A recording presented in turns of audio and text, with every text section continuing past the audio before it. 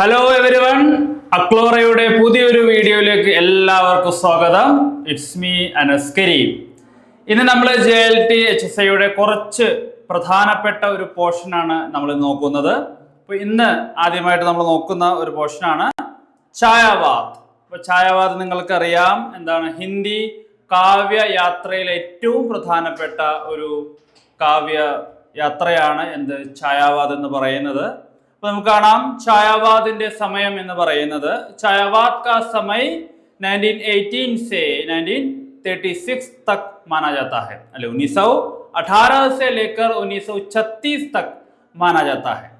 അപ്പൊ ഛായാവാദ് എന്താണ്? ഛായാവാദിന്റെ പ്രത്യേകത എന്ന് പറയുന്നത് ജയശങ്കർ പ്രസാദ്, സുമിത്രാനന്ദൻ പന്ത്, സൂര്യകാന്ത് ത്രിപാഠി നിരാല, മഹാദേവി വർമ്മ, ഈ 4 സ്തംഭങ്ങൾ അണിനിരക്കുന്ന കാവ്യമാണ് ഛായാവാദ് എന്ന് പറയുന്നത്.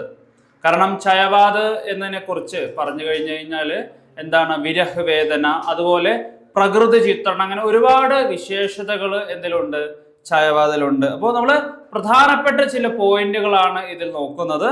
ജയശങ്കർ പ്രസാദ്, അദ്ദേഹത്തെ ഛായാവാദ് ക ബ്രഹ്മ എന്നാണ് വിളിക്കുന്നത്.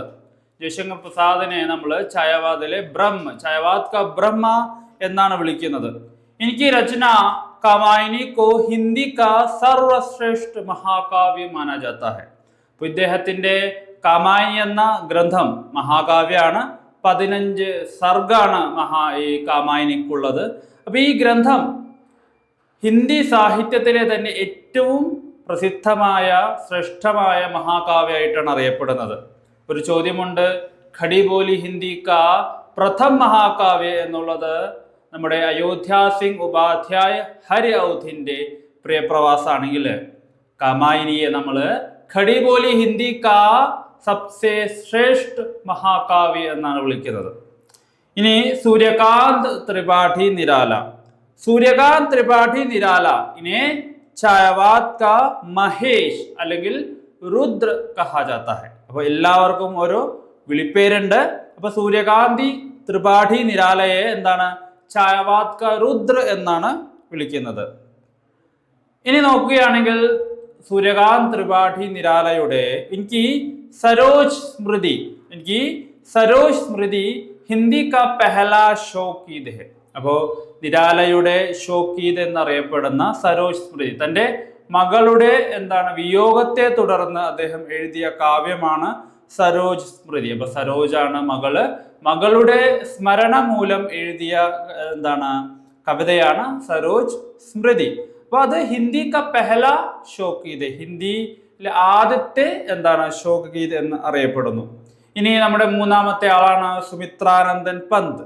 അപ്പോൾ സുമിത്രാനന്ദൻ പന്ത് ഇനെ പ്രകൃതി ക സുകുമാർ കവി എന്നാണ് വിളിക്കുന്നത്. അപ്പോൾ ഇദ്ദേഹത്തിന്റെ വിളിപ്പേര് പറയുന്നത് പ്രകൃതി ക സുകുമാർ കവി ഓർ ഛായാവാദ് ക വിഷ്ണു കഹാ ജാതാ ഹെ. അപ്പോൾ ഛായാവാദിന്റെ വിഷ്ണു എന്നാണ് വിളിക്കുന്നത്. അപ്പൊ നമ്മൾ കണ്ടു എന്താണ്, ജയശങ്കർ പ്രസാദ് ബ്രഹ്മ ആണെങ്കിൽ, സൂര്യകാന്ത് ത്രിപാഠി നിരാല രുദ്ര ആണെങ്കിൽ, അല്ലെങ്കിൽ മഹേഷ് ആണെങ്കിൽ, നമ്മുടെ സുമിത്രാനന്ദൻ പന്ത് എന്താണ്, വിഷ്ണു എന്നാണ് അറിയപ്പെടുന്നത്. അതുപോലെ പ്രകൃതി കാ സുകുമാർ കവി എന്ന വിളിപ്പേരും അദ്ദേഹത്തിനുണ്ട്. ഇനി നമ്മുടെ ആധുനിക് മീര എന്നറിയപ്പെടുന്ന ആരാണ്, മഹാദേവി വർമ്മ. ഇനെ ആധുനിക് മീര കെ നാം സെ ജാനാ ജാതാ ഹെ और ये शक्ति का प्रतीक मानी जाती है. അപ്പോൾ മഹാദേവി വർമ്മയെ കുറിച്ച് പറയുന്നത് എന്താണ്, ആധുനിക് മീര എന്നാണ്. അതുപോലെ എന്താണ്, ശക്തിയുടെ പ്രതീകമായിട്ടാണ് മഹാദേവി വർമ്മയെ പറ്റി പറയുന്നത്. ഇനി നമുക്ക് നോക്കാം കവി കാ നാം, ഉപനാം ഓർ വിശേഷത. അപ്പൊ ഛായാവാദിലെ 4 കവികളെ കുറിച്ച് നമ്മൾ കണ്ടു. ഇനി അവരുടെ എന്താണ് വിശേഷതകൾ, അതുപോലെ പ്രധാനപ്പെട്ട കൃതികൾ ഏതെല്ലാമാണ് നോക്കാം. ആദ്യം ജയശങ്കർ പ്രസാദ്, അദ്ദേഹം ഛായാവാദ് കെ പ്രവർത്തക്, അതുപോലെ ബ്രഹ്മയാണ്. അദ്ദേഹത്തിന്റെ പ്രധാനപ്പെട്ട കൃതികൾ ഒന്ന് നമ്മൾ നേരത്തെ പറഞ്ഞ കാമായിനിയാണ്, പിന്നീട് വരുന്നത് ലഹർ, പിന്നെ ആസു. അപ്പൊ കാമായിനി, ലഹർ, ആസു. ഇനി സുമിത്രാനന്ദൻ പന്താണ്. സുമിത്രാനന്ദൻ പന്ത് അദ്ദേഹത്തിന്റെ വിളിക്കുന്നത് പ്രകൃതി കെ സുകുമാർ കവി എന്നാണ്, നേരത്തെ പറഞ്ഞു. പിന്നീട് അദ്ദേഹത്തിന്റെ വിളിപ്പേരാണ് വിഷ്ണു, അല്ലെ, ഛായാവാദ് ക വിഷ്ണു എന്നാണ് അദ്ദേഹത്തെ വിളിക്കുന്നത്. അദ്ദേഹത്തിന്റെ പ്രധാനപ്പെട്ട കൃതികൾ പല്ലവ്, വീണ, ചിദംബര, അല്ലെ, പല്ലവ്, വീണ, ചിദംബരയാണ്. അതുപോലെ സൂര്യകാന്ത് ത്രിപാഠി നിരാല, അദ്ദേഹം എന്താണ് ക്രാന്തികാരി കവി എന്ന പേരിലാണ് അറിയപ്പെടുന്നത്. അദ്ദേഹത്തെ മഹേഷ് അല്ലെങ്കിൽ രുദ്ര എന്നാണ് വിളിക്കുന്നത്. അതുപോലെ അദ്ദേഹത്തിൻ്റെ പ്രധാനപ്പെട്ട കൃതികൾ അനാമിക, പരിമൾ, കുക്കുർമുത്ത. അനാമിക, പരിമൾ, കുക്കുർമുത്തയാണ്. പിന്നെ നമ്മുടെ ആധുനിക് മീര മഹാദേവി വർമ്മ. മഹാദേവി വർമ്മയെ നമ്മൾ വിരഹ് വേദനാക്കി കവിയത്രി എന്നും വേദനാക്കി കവിയത്രി എന്നുമാണ് വിളിക്കാറ്.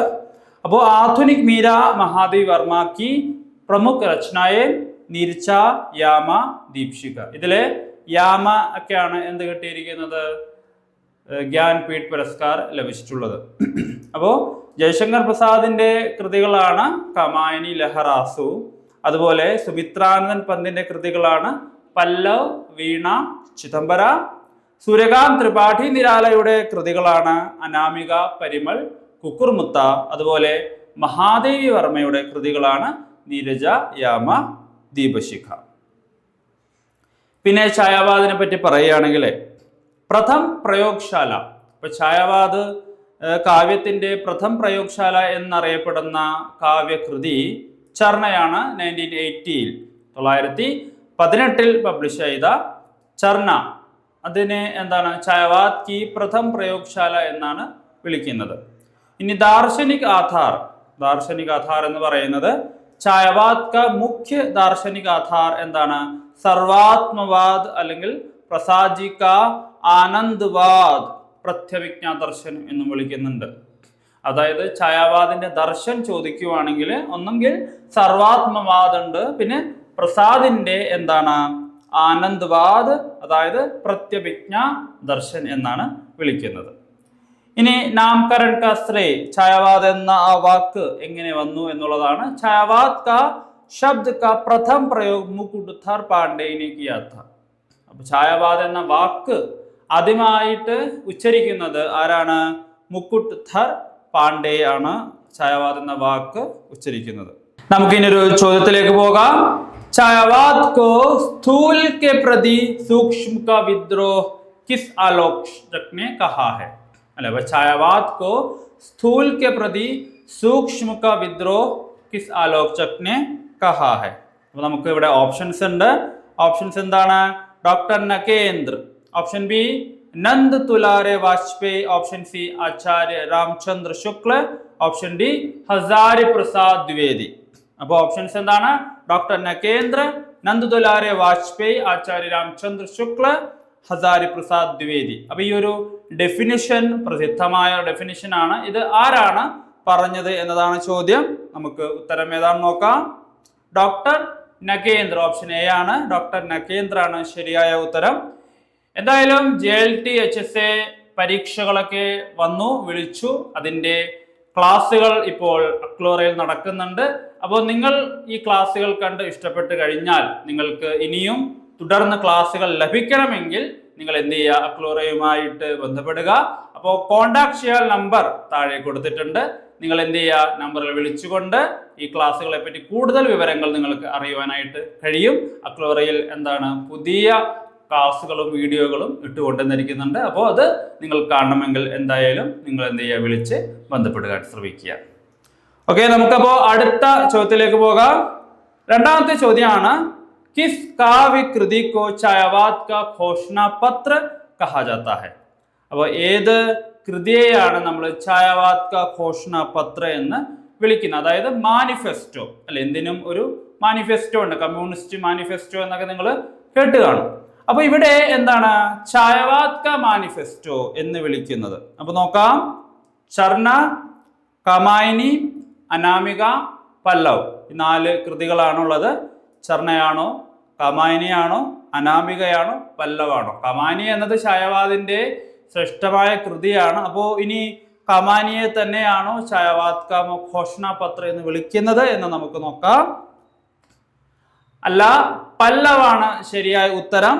അപ്പോൾ പല്ലവ് എന്ന് പറയുന്നത്, പല്ലവിന്റെ ഒരു ഇൻട്രഡക്ഷൻ പാട്ടുണ്ട്, അത് സത്യത്തിൽ ഛായാവാദിന്റെ ചരിത്രം എഴുതുന്ന ഒന്നാണ്. അപ്പോൾ സുമിത്രാനന്ദൻ പന്തിന്റെ പല്ലവാണ് എന്ത് ഛായാവാദ് കാ ഘോഷണ പത്ര എന്ന് വിളിക്കപ്പെടുന്നത്. മറ്റൊരു ചോദ്യമാണ്, निराला की जूही की कली कविता को किस संपादक ने अश्लीलता का आरोप लगाकर छापने से मना कर दिया था? അപ്പോൾ എന്താണ് നിരാലായുടെ ജൂഹി കി കലി കവിതയെ ഏത് എഡിറ്ററാണ്, ഏത് പത്രികയുടെ എഡിറ്ററാണ് അശ്ലീലത ആരോപണം ഉന്നയിച്ചുകൊണ്ട് തള്ളിക്കളഞ്ഞത്? അപ്പോൾ നമ്മളർക്ക് ആ കഥ കേട്ടിട്ടുണ്ട് അല്ലെ? നമ്മുടെ എന്താണ് നിരാല ഇത് അയച്ചു കൊടുക്കുകയും എന്താണ് അതിൽ അശ്ലീലതയാണ് മുഴുവൻ എന്ന് പറഞ്ഞിട്ട് അങ്ങ് തള്ളിക്കളയുകയാണ്.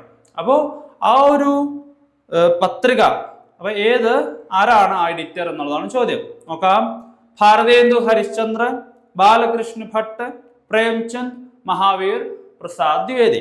അപ്പൊ ഈ 4 പേരിൽ ആരാണ് അത്തരം ഒരു ചെയ്തത് എന്നുള്ളത് നമുക്ക് നോക്കാം. മഹാവീർ പ്രസാദ് ദ്വിവേദി. അപ്പൊ സരസ്വതി എന്ന പത്രികയിലേക്കാണ് നമ്മുടെ നിരാല അയച്ചു കൊടുക്കുന്നതും അത് തള്ളിക്കളയുന്നത്. മറ്റൊരു ചോദ്യം, പന്ത് की किस रचना को छायावाद का अंत माना जाता है? അപ്പൊ സുമിത്രാനന്ദ് പന്തിന്റെ ഏത് രചനയെയാണ് നമ്മൾ ഛായാവാദ് ക അന്ത് എന്ന് വിളിക്കുന്നത്? അപ്പോ നമുക്കറിയാം നമ്മുടെ സുമിത്രാനന്ദ് പന്ത് ഛായാവാദം എഴുതി, അതിൽ നിന്ന് പിന്നീട് പ്രഗതിവാദിലും കവിതകൾ എഴുതിയിട്ടുണ്ട്. അപ്പൊ നമുക്ക് ഓപ്ഷൻസ് നോക്കാം. Option A Gunjan, option B Yugant, option C Gramya, option D Veena. അപ്പൊ ഈ 4 കൃതികളിൽ ഏതാണ് ഛായാവാദ് ക അന്ത് എന്ന രീതിയിൽ അറിയപ്പെട്ട കൃതി? ഓപ്ഷൻ ബി യുഗാന്ത് ആണ്. അപ്പോൾ ഈ യുഗാന്ത് എന്ന മീനിങ് തന്നെ എന്താണ്? ഛായാവാദ് എന്ന യുഗത്തിന്റെ അന്ത്യം. എന്നിട്ട് പ്രഗതിവാദിലേക്ക് കടക്കുന്ന ഒരു രീതിയാണ് നമുക്ക് കാണുവാനായിട്ട് കഴിയുന്നത്. മറ്റൊരു ചോദ്യമാണ്, ഛായാവാദ് ശബ്ദ കാ ലിഖിത് രൂപ മേ പ്രഥം പ്രयोग കിസ് പത്രിക മേ ഹുവാ था? അപ്പൊ ഛായാവാദ് എന്ന വേർഡ് എന്താണ് എഴുത്ത് രൂപത്തിൽ ഏത് പത്രികയിലാണ് വന്നത് എന്നതാണ് ചോദ്യം. ഓപ്ഷൻസ് നമുക്ക് നോക്കാം. Option A Saraswati, option B Shri Sharada, option C Maryada, option D Indu. ഈ 4 പത്രികകളിൽ ഏതിലാണ് ലിഖിത് രൂപമേ ഛായാവാദ് എന്ന വാക്കിന്റെ പ്രയോഗം ഉപയോഗിച്ചിട്ടുള്ളത്? അപ്പോൾ നമുക്ക് ഉത്തരം നോക്കാം. ശ്രീ ശാരദയാണ്. അപ്പോ ശ്രീ ശാരദ നമുക്കറിയാം, അതില് മുക്കുട്ടുധർ പാണ്ഡെ അദ്ദേഹം ഒരു ലേഖനം എഴുതുന്നുണ്ട്, അതിലാണ് ഛായാവാദ് എന്ന വാക്ക് ആദ്യമായി ഉപയോഗിച്ചത്. അപ്പൊ എല്ലാവർക്കും ഒരിക്കൽ കൂടി നന്ദി. നമുക്ക് പുതിയൊരു വീഡിയോയുമായി പുതിയൊരു വിഷയവുമായിട്ട് അടുത്ത ക്ലാസ്സിൽ കാണാം. അതുവരേക്കും ഗുഡ് ബൈ.